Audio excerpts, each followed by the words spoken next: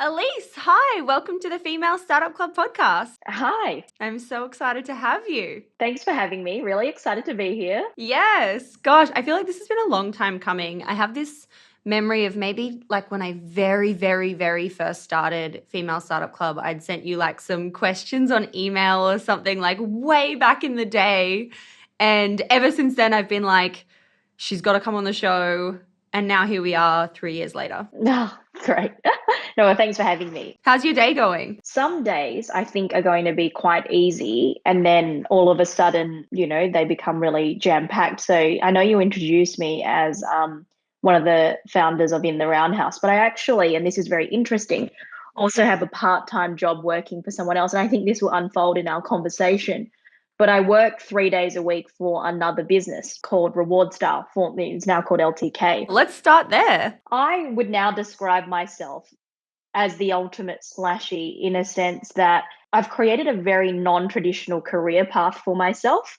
And you just said you moved back to Sydney and you have seen, like, obviously Sydney is great, but to be able to see that pot of dolphins from your house one day, you kind of need to have like either a very successful business or have some way of like being able to purchase that house where you can see the dolphins from in like 10 years time in some way. Oh my God, no, I was on the beach. It wasn't from my house. But I want it to be from my house, right? Right, yes, we all do. And this is why I work 3 or 4 different jobs. So I work 3 days a week for LTK because I quite like it. I work with a lot of different brands on their influencer strategies. Like, it's an area of marketing that I find very interesting. Like, I love influencer marketing, and I built my first business, The Daily Edited, really through working with content creators, right? And being a content creator myself. So I'm very interested in that space. So as a result, even though it's work for in another business, it's in a very enjoyable stream of topics that I like. But obviously, like, there's still the contact time, meetings, drafting documents, things like that, right? So obviously there's still that, but it gives me the 3 days a week gives me enough flexibility to work on other things. So for example, the business In The Roundhouse is a really good business, but it's got a very experienced team in it. So a lot of the team members that I worked with at The Daily Edited work at In The Roundhouse now. They found their way back to me eventually. And so I've got a very good team. And so as a result, there's not enough in that business for me to work a 40-hour week unless I was doing like very manual functional things that I can easily get someone else to do. That's so interesting. So in that business, I'm only doing content and marketing strategy, product planning, things like that. But then obviously things like, the boring side of the business, like accounting, freight operations, all run by different team members. So there's not enough in there. Like, I can't be shooting 38 hours a week for In The Roundhouse. Doesn't make sense. So there's that. And then I also do a bit like consulting to different larger businesses. I find that quite interesting. I always like feel quite chuffed when someone reaches out to me and I'm like, oh, you already know what you're doing. And they're like, oh no, like, no, we, would like your opinion. And I'm always quite interested in that. And I'm also like looking at working on new businesses as well, because obviously I love consumer goods. I don't think it's going to end within the Roundhouse. That is an interesting business, but like I have a lot more to give in other consumer goods categories. So yeah. Anyway, so as a result, I think I'm a very interesting working professional because I started my career as a lawyer. So here we are doing all of these things to try to make ends meet. Keeping it exciting, keeping it fresh. I'm so big on lifestyle design, like figuring out like what works for you and then making it work in your favor. And it sounds like for you specifically, having this like 3 days a week working on these really exciting large scale campaigns, I'm assuming, and then having this creative outlet where you're able to do all the things you love, but delegate all the things you don't love. And you spoke to me briefly about before, like, who listens to this, right? And one of the things is I, not having all of my eggs in one basket with that business In The Roundhouse means that there's less pressure on it. So, I'll get on a call with our digital marketing manager and she'll be like, I'm not going to lie, like, I set quite high targets because like, we're not, gap to goal is still, 20% or whatever. And if I had everything in that business, I would feel quite upset. And there's a lot of things happening in the market, and especially in a product category like In The Roundhouse, where you can't control, there's only so much you can control in terms of growth profile and stuff like that. It does help. I feel like people get stressed when they're running a small business because they're relying on it for their income. And I think it is really hard in this economic environment on businesses where you are creating a product that's a discretionary purchase, not like an essential. I think obviously we all know that. I don't need to be sitting here and talking about interest rates. We know what's happening.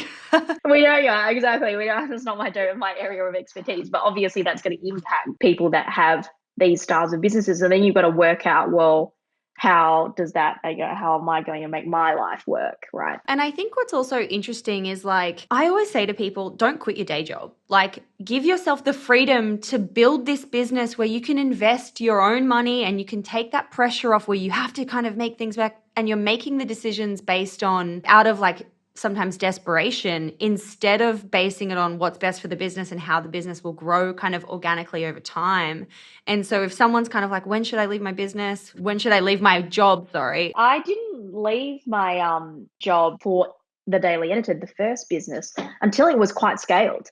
Like, people were quite shocked by that because that was my first thing that I ever did in this space. Like, I didn't know whether it was going to end, what size and what potential it had. It was hard to tell at the time. But I'm very conservative in my approach like that. Like, how big was the business, monthly rev or annual rev? The business had like 8 employees before I even left. What? Oh my God. How many years in was that? Like a year into it. Like, that one was very quick.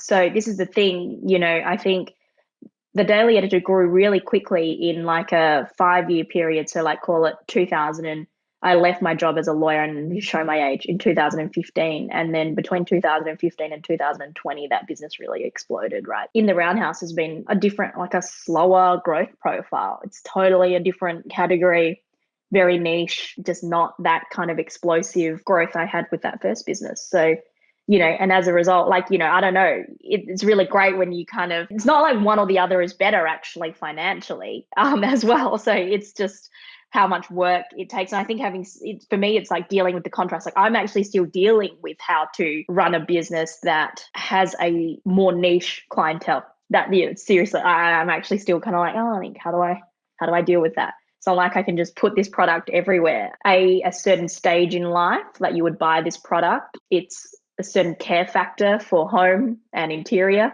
and then a certain aesthetic as well. So it's like very niche. Yeah. How did you land on this what was the light bulb moment for you to start this business? Oh, yes, I know. Sorry, because we just went around in circles. But I love that. In The Roundhouse actually was born out of something that happened at the Daily Edited. So my friend, the co-founder of In The Roundhouse is Brooke Bickmore. We've been friends since we were in like year 7. Oh my God, I love that. We met at school. Yeah. And Brooke has had a big career in magazines. So she was an editorial coordinator at like Elle magazine, and went to Jones at the David Jones magazine, various things. So we've been friends and sort of in the same industry for a number of years. And when she came back from London, like you, she wanted like something fun and stuff for her, the house that she moved back into.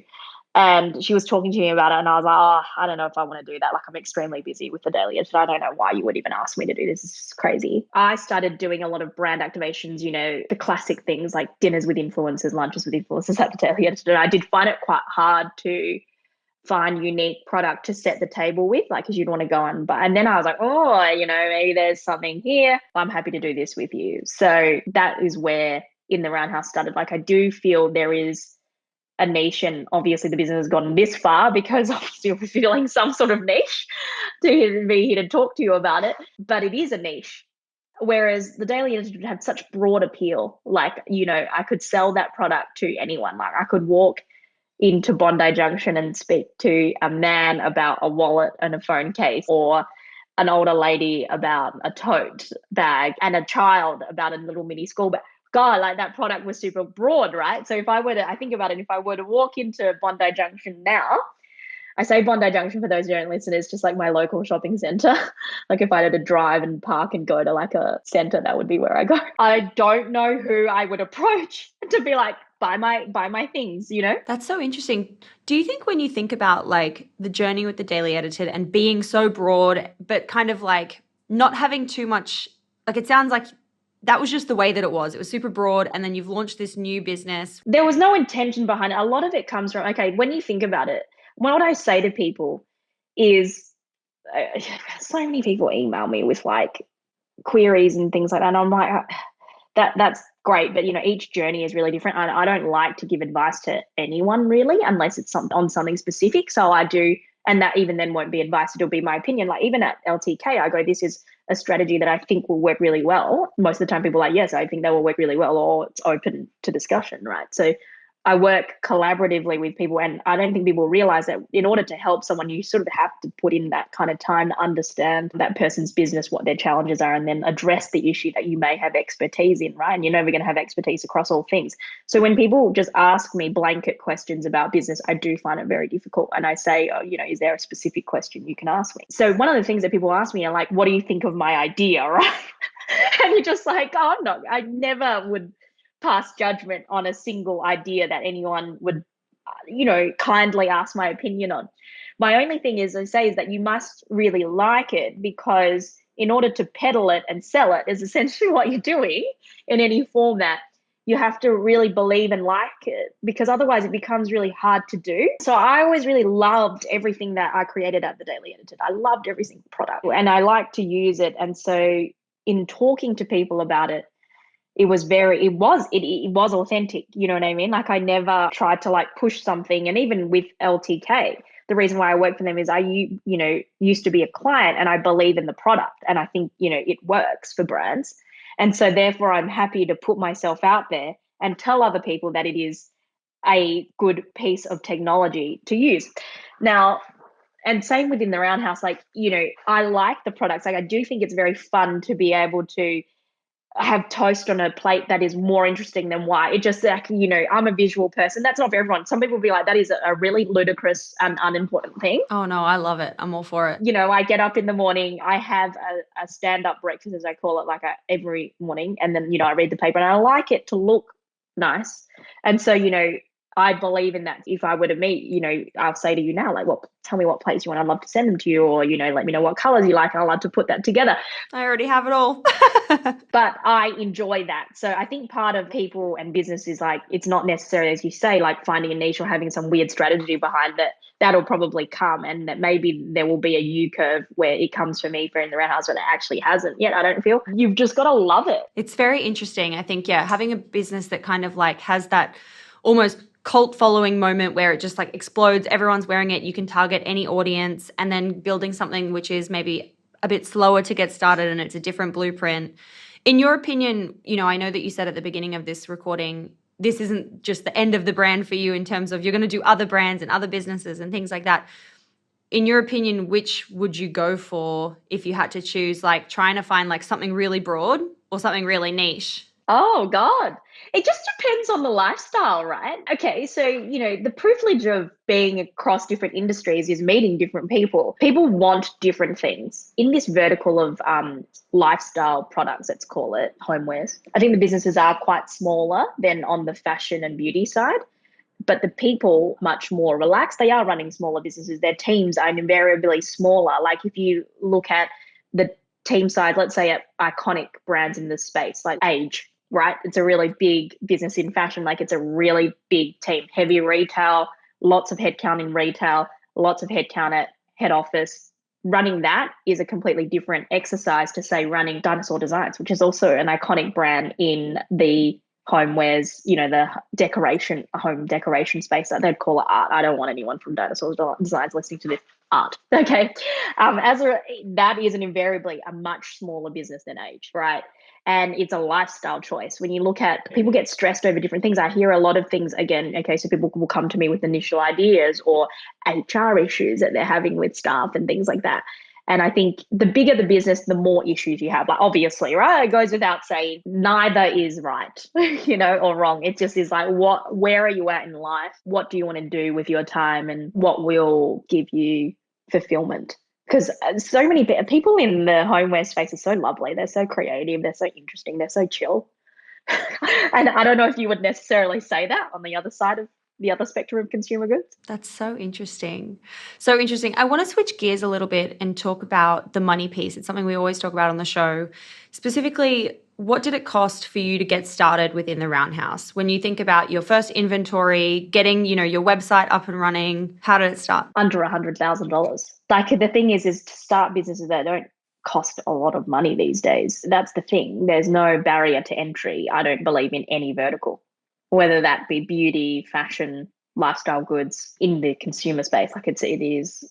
I think the only things that have higher barrier to entry, if you want to make like electronics or medical products and actual things that have a utility. Yes, 100%. So $100,000, that gets you to launch. And then how are you specifically launching that brand like in the beginning? How are you kind of getting the word out there and spreading the good word? It's through social, right? For me, it's like creating the content, working with other content creators to get the word out. It's not been like this super fast trajectory because actually the business had grown organically until last year. Last year was the first year we did ad spend. And that's, that was a conscious decision by me. I could have launched with Brooke another business, having the experience that I had and gone, well, no, we're going to spend $1 million launching it and doing this. But I think off the back of the Daily Editor, I'll be very honest, and I've said to people before, I don't really know what I want to do yet. So this is, like I didn't know where I'm like, am I just going to like put it all into homewares? I don't know. I still can, right? The thing is you can start like that and then go, well, actually now I'm going to put $1 million into it and I'm going to open 3 stores. I'm going to do a heavy marketing strategy with a household name. Like I could do a collaboration. I mean, Donna Hay has like a homewares brand already, but like someone like that and really like get this out there. Like these are things that I could still do today. So I think it's interesting. I don't know. Again, because I'm quite conservative, I mean, if I had my time again, I'll probably still start it small, even if I had more direction. But at the time, and I think this is the thing, I wasn't sure. Again, I think I come across as someone who has a real assertiveness around what they're doing. And obviously, day by day, I do. But bigger picture, I think, I'm still kind of figuring that out. Aren't we all? It changes all the time. The goalposts change all the time. Exactly. I kind of want people to feel like more comfortable by that. I think it makes me feel uncomfortable. In the Daily Editor, it was like, run that business to eventuate an exit. That's what. Yeah, like you could do this for 10 years. It could stay a side hustle or, well, not a side hustle, but you know what I mean. It's got more like open-ended outcome kind of thing. I think it sort of develops, I don't know. And then I speak to other people who have just started businesses and like, oh, they've got a very clear idea around, what their strategy is, who they will get to invest, who they will sell the business to, and like the steps are being put in place. So yeah. For you, when you're thinking about like what shifts the needle in terms of growth, obviously you have the organic content piece and you have these, you do content so well. But when it comes to things like you did a pop-up over the kind of festive holiday period at Bondi Junction, which is the Westfield here in Sydney, or one of. How does retail feels like a really important piece for you, and pop-ups and real life things feels important? Yeah, again, it's like what you like. If you don't like doing it, then don't do it. I love retail. Like I go to the shops on the weekend as recreation, right? So, that to me is part of like a brand ecosystem. The times are changing. I was speaking to someone yesterday who was quite interesting, quite senior in the retail space. And it has changed a lot how people shop. And I just think you need to show up wherever they are in order to get in front of them. And so I think, one of those places, it's not to say that like Bondi Junction is dead. It's just different to what it was pre-COVID. So yeah, it is interesting. Like I think if you were to listen to one of my podcasts when I was running the Daily Edited, that was pre-COVID stuff, right? Like, and I was like very clear around a retail strategy. Like you work with this department store, you open stores here and that, like this will happen. I definitely think that has changed. I think a lot of people still aren't sure what the correct or what a formula is that you could roll out to have successful retail. Now, when people go shopping, it's very high intent because people aren't like getting out of their pajama, like their activewear that they're doing their call in that I was in before, getting in the car for no reason. So it's super high intent. Dwell time, I think, is lower.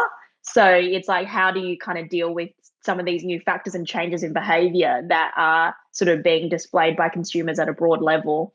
and apply that to your business. I feel like for me, if I look at my consumer behavior, I just still love the retail piece. I love going into a store. I love seeing something, feeling something, and then buying it like in person as opposed to online. I still do buy so much stuff online, but I like both. See, I think people are browsing a lot. I mean, to a degree, but then dwell time is down. That is what the data is actually showing. Like people are spending, like the amount of time in the malls sometimes is lower than what it was pre-COVID. But then a lot of execution, because people are so happy to buy online now, execute the purchase online. And so, for example, on the weekend at Mecca, completely, I'd never been like offered to purchase something online. Like they would normally try, like the girls working there would normally, to me, if I wanted something and they didn't have it, they would sell me something else, like an equivalent. But then they were like, just go online, it's free delivery. And I'm like, okay, interesting. That might have been one instance. And I'm like going, oh, that's Mecca's new strat. No, I'm not saying that.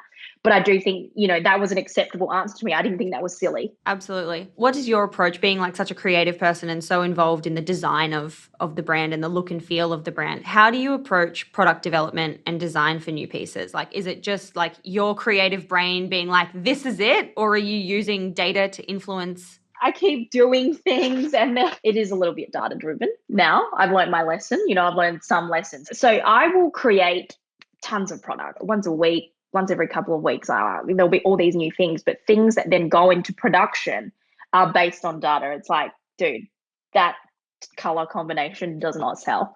Or, we're holding too much inventory within that category. Like, even though this is cute, you might have to park it for later. Invent all the things and then kind of cull back based on data is how I operate. Do you also do, like, is your brand community driven? Like, would you do like, hey, here's a potential pre-order, or what do you think, or vote? Don't do any of that? I don't like doing that, mainly because I feel like as a creator, I'm here to guide the consumer around what I think is cool and what I think is on trend and present that to them. What brands do you think work collaboratively with their customers to develop products? So there's like beauty brands like Volition Beauty that actually work with customers and influencers and things like that to develop product, and then it's kind of voted upon. But that's different. But I'm trying to think, I feel like I spoke with someone recently who did kind of like this or this, customer votes, and then that one goes into production kind of thing. Not necessarily votes, but just like putting things out there to get the reaction. Yeah. Get a poll. We do a survey around everything from service to pricing and stuff like that. So I did a survey recently where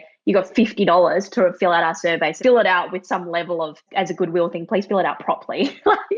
Don't give us spam answers around where people thought we sat in the market, what other products they were buying, what they'd like to see from us in terms of product lines. And the reason why I did that, do you know why? Is because we don't have a set network of physical stores. I'm not getting to speak to customers that much. So at the Daily Editor, I would always spend time in stores, at least like a day a week, spread across. And so I interacted with customers a lot, and I don't have that now. So we had to do something. So yeah, I would probably work collaboratively with customers in that way. But I think it happens more organically. I would never go like just yes or no, these things. It would more anecdotally. Getting a sense check from team members who are speaking to customers at a national or international level. For us, it would be getting feedback from buyers at, David Jones, Saks, things like that, and going, because that's sort of our first, we have wholesale in this business. Like wholesale is totally new to me, right? And so that's like a whole different thing. If I go into David Jones, I'm like quite creepy. Like I'll tidy all of the In The Roundhouse displays and stuff. And then if customers are looking, I'll be like, hey, like, have you heard of this brand before? And they're like, who are you? Like, why are you talking to me? Generally, I then introduce myself and people are like really excited by that. And then they give me their 2 cents. But I don't have that, a lot of that at the moment with this brand. So yeah. And I do think it is important to have that really direct touch point with your customers to really understand what they're thinking, how they're feeling, what they love, what they don't love. At the start of this episode, we were talking a little bit about your job with Reward Style, which is now known as LTK. Yeah. I remember it very much as Reward Style. And I kind of want to circle back to that to understand, like, what are the kinds of campaigns you're working with them on that are kind of working in the market right now? Yeah. Oh my God, I love this question. What's happening there? So with LTK, right, just to take it back a step for those who don't know what it is, but essentially there's sort of 3 key aspects to it. Influencers who are approved by real live girls working in Double Bay, let's say, are able to get access to an app or a desktop widget that enables them to make a commissionable link to over 10,000 retailers, right? And that can be anyone from Dior, Bottega, Matches, Iconic, In The Roundhouse, what have you, across beauty, fashion, lifestyle. So you get the app, and I know you've been on it before. So then you can create these links that you can put into your Instagram stories, or create a whole storefront that you can put into your bio or what have you. So that's sort of like the baseline of what the business offers. Then, obviously a brand, signs on to the platform. Let's say In The Roundhouse comes along, we would really love to be on the platform. We integrate. And then it's like, okay, cool. I might have some influencers who already have my product who are actively using LTK. So they start being able to earn commission off when they set a table using, a commissionable link to tell their audience to shop the plates here or whatever. Their audience member clicks on the link, makes a purchase, and they'll get the kickback. The thing that we also do, though, if only life was as simple as just plugging into a platform and growing your sales through influencer, right? You've still got to engage with influencers on some level, whether that be at a minimum gifting them product, and at a maximum paying them for content, and then at another maximum collaborating with them on a product line or something. At LTK, we've seen a lot of different things work differently for different brands. So we do all of the influencer work for the Iconic, from gifting through to brand activations, right? You need to work in a holistic way, I think, is the main point. I think choosing to do one thing or the other and expecting results in this ecosystem of influencer marketing is really hard. You kind of need to play it all. It'd be kind of turning on, I guess, what people would understand, let's say meta ads, and only running them on one segment. You want to create the full funnel for your influencer marketing, from awareness, multiple touch points, someone seeing you here, someone seeing you there, through to conversion. So, letting someone like us build out that funnel for you. We've seen success though. Yeah, okay, that sounds really daunting for smaller businesses. Right? We've seen success on things like rates for influencers are really high in Australia, like the fixed fee rates, and that's got nothing to do with LTK. That is a symptom of the market. Being savvy, we can help brands be savvy with how to engage with influencers, whether that be paying them for stories only content, or paying them for TikTok content where they haven't yet grown a large audience, but still have, all their super fans start following them on new platforms, right? If you really love someone on Instagram and they start TikTok, you're likely to follow them, and you're one of the super fans anyway. So you're kind of filtering out those who didn't care that much anyway. I work in this space with my team a lot. So I think people underestimate how specific this knowledge is, of the space. So we've seen for me, I guess, in a nutshell, full funnel sort of approach, and also, being savvy where it's speaking to someone where you have a limited budget, rather than being I'm just going to try to do it. If you're not sitting on these channels all the time, interacting with these people all the time, it is hard to execute. I think a lot of people listening to this wouldn't execute their own meta ads or Google AdWords. You go to an agency or you bring someone in-house to do that, because they are doing it day in and day out. They know how to optimize your ads. They know how to create those audience sets. They know A/B testing of keywords. Who is a founder of a business who also does that? Maybe there is. Sorry, someone's going to DM me and be I know how to do all of that. I definitely don't.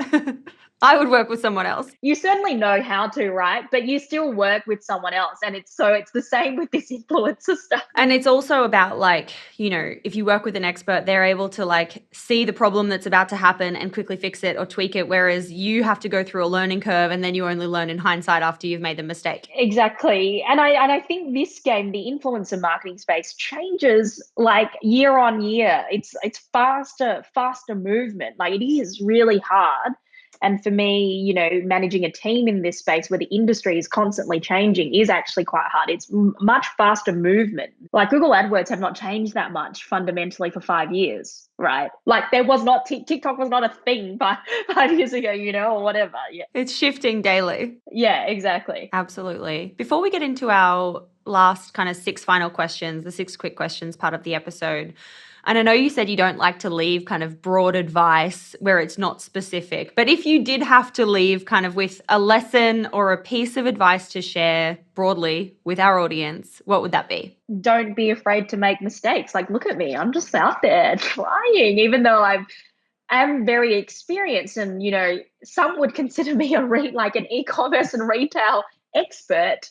every day, like I'm putting myself or the brand out there and we're ready to roll with it. And, whatever the outcome may be, whether that be success, I don't believe in anything being a failure because you've obviously learned something out of it. So, be prepared to make those mistakes and just go out there. Go out there and try. I love that. Great piece of advice. Great lesson for us. Thank you so much. Okay, at the end of every episode, we ask a series of 6 quick questions, some of which we might have covered, some of which we might not have, but we ask them all the same because it goes into part 2 of the episode. Question number 1, what's your why? Why are you dedicating your time in building In The Roundhouse? Because I love it. I love how fun it is and how easy it is to bring joy to a table and to the act of eating, either a simple or very fancy meal. I just love even just opening my drawer, my cupboard, and seeing all the color. And I'm like, how did I live without this before? I love that. I had a nice set of white Wedgwood crockery, like it was lovely. It is lovely. But like now it's just the latest color trends and the latest, translation of what I think is fashionable into a plate. I mean, I love it. 100%. Love that. Love color, love joy on a table, for sure. Who doesn't?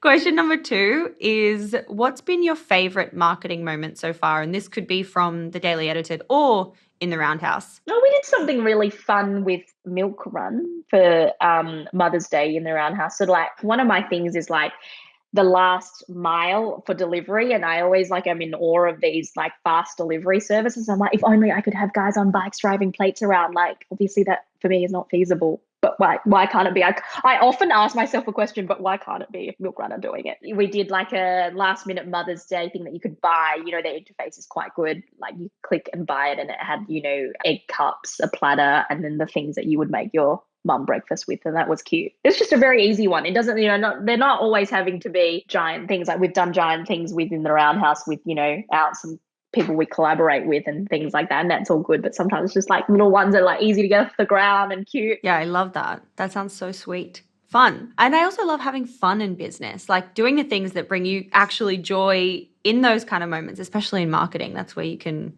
have fun and do the more grassroots kind of stuff. Question number 3 is, what's your go-to business resource if you have to think about a newsletter that you're reading at the moment or a book that you're reading? I like to keep myself up to date, right? So it's not like I'm looking for instruction from someone, but I'm generally wanting to ensure that I have the latest in knowledge of the industry. So, I like to listen to like Glossy and Business of Fashion podcasts, even if it's someone who has a completely different business to me. Everyone's got a little point of view, and so you always take away one thing like that. I don't look at anything that's extremely instructional. It's more inspo. Yeah, love it. Me too.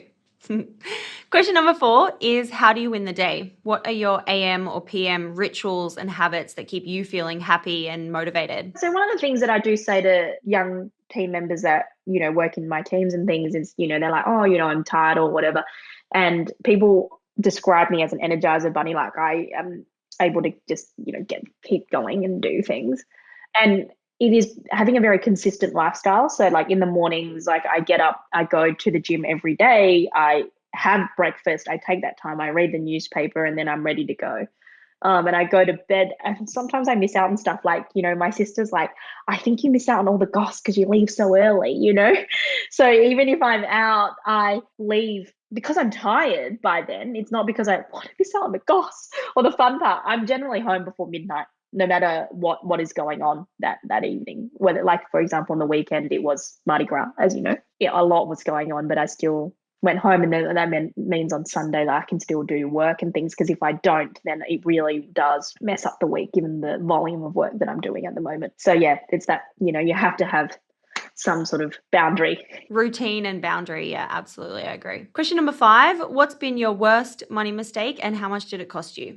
Okay, so I'm single and I live in a 5-bedroom house, right? On my own. It's lovely. And I kind of bought the house because I felt like I needed to buy something, post the Daily Edited that was like, oh, I've done something with my life. My life is so silly. And then I listened to this like podcast excerpt from Mark Boris, and he's like, Australians define themselves too much by their property. And I'm like, oh, yes. And I totally agreed with the sentiment. It's not like it's a waste of money, but like, I don't use it. My mum came in like, my parents have keys to my house. I don't, but she came in one night and she was like, "So you watch TV on your bed, on your laptop, when you have three TV areas? The TVs here are for show. One of them I've never turned on." You're like, this is it. The room is the best. Yeah, exactly. So I still operate like this is a two-bedroom small house, and I'm just not like utilizing it. One thing is though that now I can have friends and come and stay and things like that, and that is really nice to have that ability to host people and things like that. But yeah, that was dumb, and yeah, it's really dumb. Australians are really into the property, having the house thing.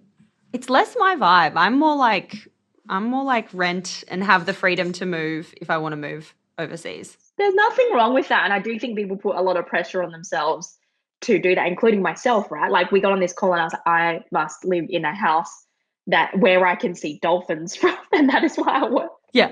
I mean, we all want that. Question number 6, last question. What is just a crazy story, good or bad, from your entrepreneurial journey? I guess it's like my level of dedication to like finding things. So again, people always want these shortcuts. Like, oh, emails from people about how to find suppliers. I'm like, dude, I don't know anything about like how to get a candle. Like, it's not my vertical. And if you are in the same industry as me, I can't help you. Generosity can only extend so far. But I've gone to the lengths of going to Jacksonville, Florida, to a supplier who wouldn't respond to my emails. Oh my God, what? Because he was like this old man. He just wouldn't respond to my emails. I wanted to order stuff from him.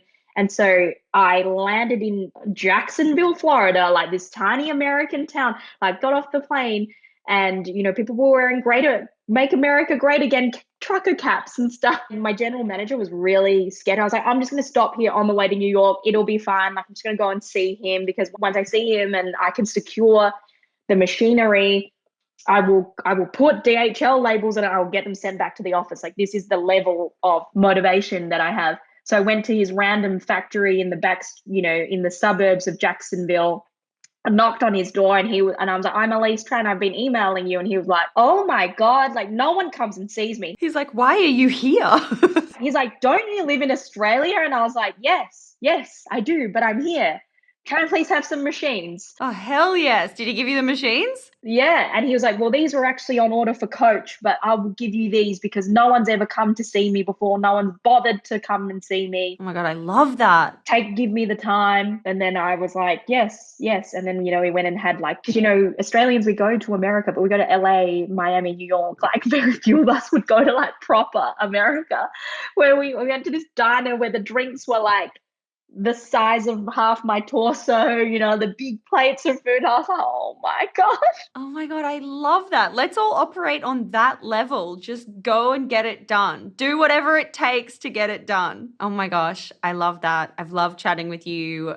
I'm excited about all the things you're doing. I'm excited to see what else you start. Do you want to share anything else you have in the backseat? Nah, because I don't want to jinx it. We can talk about it later.